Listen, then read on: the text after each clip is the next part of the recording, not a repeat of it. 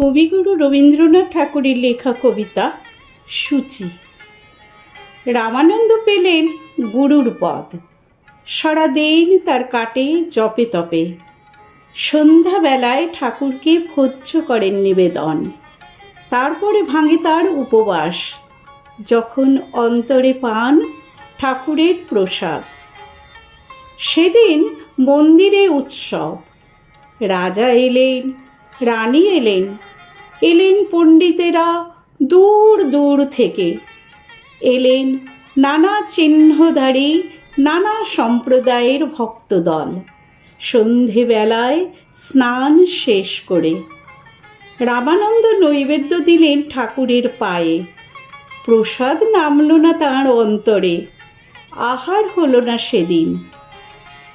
এমনই যখন দুই সন্ধ্যা গেল কেটে, হৃদয় রইল শুষ্ক হয়ে। গুরু বললেন মাটিতে ঠেকিয়ে মাথা, ঠাকুর কী অপরাধ করেছি? ঠাকুর বললেন, আমার বাস কি কেবল বৈকুণ্ঠে? সেদিন আমার মন্দিরে যারা প্রবেশ পায়নি, আমার স্পর্শ যে তাদের সর্বাঙ্গে। আমারই পাদদোক নিয়ে প্রাণ প্রবাহিনী বইছে তাদের শিরায়। তাদের অপমান আমাকে বেজেছে, আজ তোমার হাতের নৈবেদ্য অসুচি। লোকস্থিতি রক্ষা করতে হবে যে প্রভু, বলে গুরু চেয়ে রইলেন ঠাকুরের মুখের দিকে। ঠাকুরের চক্ষু দীপ্ত হয়ে উঠল, বললেন, যে লোকসৃষ্টি স্বয়ং আমার, যার প্রাঙ্গণে সকল মানুষের নিমন্ত্রণ, তার মধ্যে তোমার লোকস্থিতির বেড়া তুলে আমার অধিকারে সীমা দিতে চাও? এত বড় স্পর্ধা! রামানন্দ বললেন, প্রভাতে যাব এই সীমা ছেড়ে, দেব আমার অহংকার দূর করে তোমার বিশ্বলোকে। তখন রাত্রি ৩ প্রহর, আকাশের তারাগুলি যেন ধ্যানমগ্ন। গুরুর নিদ্রা গেল ভেঙে, শুনতে পেলেন, সময় হয়েছে, ওঠো, প্রতিজ্ঞা পালন করো। রামানন্দ হাত জোর করে বললেন, এখনো রাত্রি গভীর, পথ অন্ধকার, পাখিরা নীরব, প্রভাতের অপেক্ষায় আছি। ঠাকুর বললেন, প্রভাত কি রাত্রির অবসানে? যখনই চিত্ত জেগেছে, শুনেছ বাণী, তখনই এসেছে প্রভাত।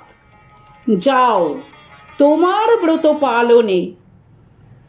রামানন্দ বাহির হলেন পথে একাকী। মাথার উপরে জাগে ধ্রুবতারা। পার হয়ে গেলেন নগর, পার হয়ে গেলেন গ্রাম।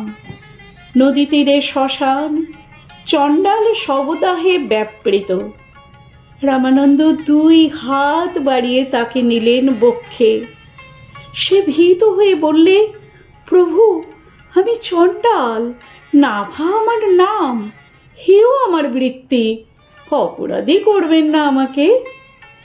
গুরু বললেন, অন্তরে আমি মৃত, অচেতন আমি, তাই তোমাকে দেখতে পাইনি এতকাল। তাই তোমাকেই আমার প্রয়োজন, নইলে হবে না মৃতের সৎকার। চললেন গুরু আগিয়ে, ভোরের পাখি উঠল ডেকে, অরুণ আলোয় শুকতারা গেলেন মিলিয়ে। কবির বসেছেন তার প্রাঙ্গণে, কাপড় বুনছেন আর গান গাইছেন গুনগুন করে। রামানন্দ বসলেন পাশে, কণ্ঠ তার ধরলেন জড়িয়ে। কবির ব্যস্ত হয়ে বললেন, প্রভু জাতিতে আমি মুসলমান, আমি জোলা, নীচ আমার বৃত্তি। রামানন্দ বললেন, এতদিন তোমার সঙ্গ পাইনি বন্ধু, তাই অন্তরে আমি নগ্ন। চিত্ত আমার ধুলায় মলিন, আজ আমি পরব সূচি বস্ত্র তোমার হাতে। আমার লজ্জা যাবে দূর হয়ে। শিষ্যেরা খুঁজতে খুঁজতে এলো সেখানে, ধিক্কার দিয়ে বললে, এ কি করলেন প্রভু? রামানন্দ বললেন, আমার ঠাকুরকে এতদিন যেখানে হারিয়েছিল, আজ তাকে সেখানে পেয়েছি খুঁজে। সূর্য উঠল আকাশে, আলো এসে পড়ল গুরুর আনন্দিত মুখে।